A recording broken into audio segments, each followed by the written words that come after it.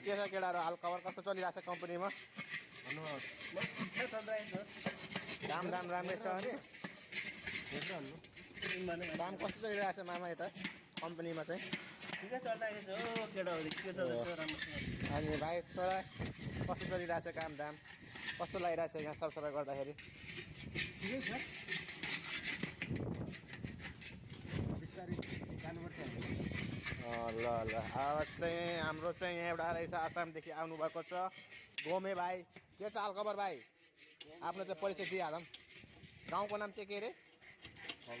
गोमे गाउँ नाम पनि गोमे गाउँ तर के छैन भाइले चाहिँ राम्रो काम गर्दैछ यहाँ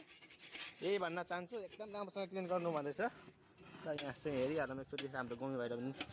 पनि केटी चाहिएको छ नेपालदेखि नै हो के गर्ने यस्तै हो जिन्दगी गोमे भाइको पनि